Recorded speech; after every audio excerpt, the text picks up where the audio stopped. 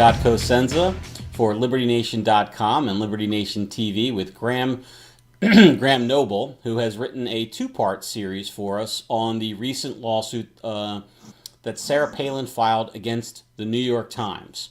Would you give us a rundown of what's going on there, Graham? Yes, certainly, Scott. Very briefly, Sarah Palin has filed a defamation complaint against the New York Times for a recent editorial they published in which they rehashed an old anti-Palin narrative dating back to a shooting in 2011, the shooting of then Representative Gabby Giffords, a Democrat.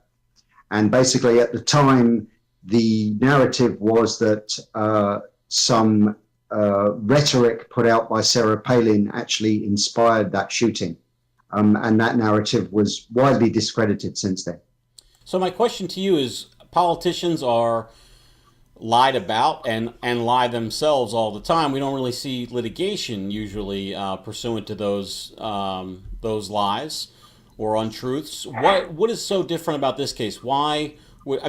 I'm assuming her attorneys aren't working for free, so she's certainly willing to put some money behind it. I'm assuming it's, and we'll give her the benefit of the doubt that it's not just a publicity stunt. Is there a real difference here rather than a sort of typical lie we might experience?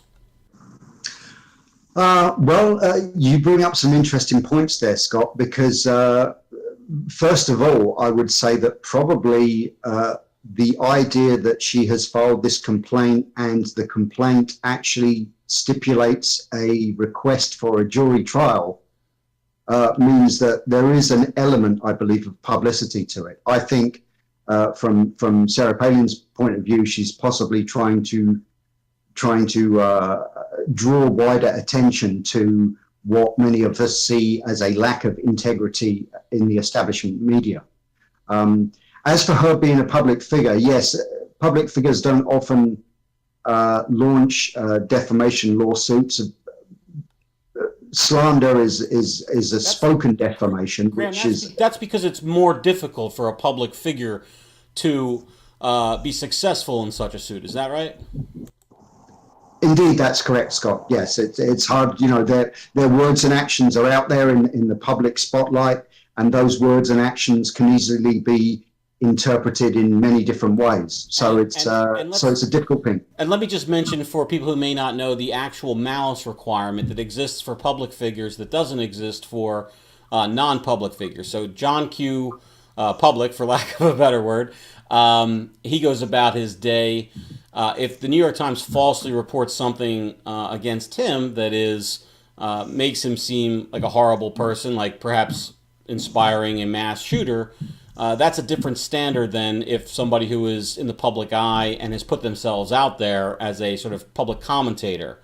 And so it's the public person that they have to prove that the paper or the publisher acted with actual malice. Do you think that this is a burden that Ms. Palin might be able to meet, given your knowledge of the facts as they exist now?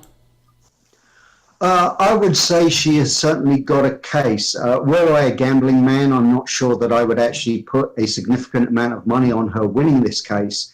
But I do believe that she's got a strong case purely because the link between Sarah Palin and the 2011 shooting, which they are alleging, they themselves have published articles in the past in which they actually acknowledged that that link didn't really exist or had not been proven. So I think the fact that they're now rehashing the same claim does certainly lend to the impression that they were knowingly maligning her and making a false accusation. The smart money bet is always against the plaintiff in a defamation action because it's such a high burden to meet, and doubly so for a public figure. But we will certainly be staying tuned to your reporting on it, and look forward to more from you as the case proceeds. For Graham Noble, this is Scott Cosenza for Liberty Nation TV and LibertyNation.com. Thank you for watching.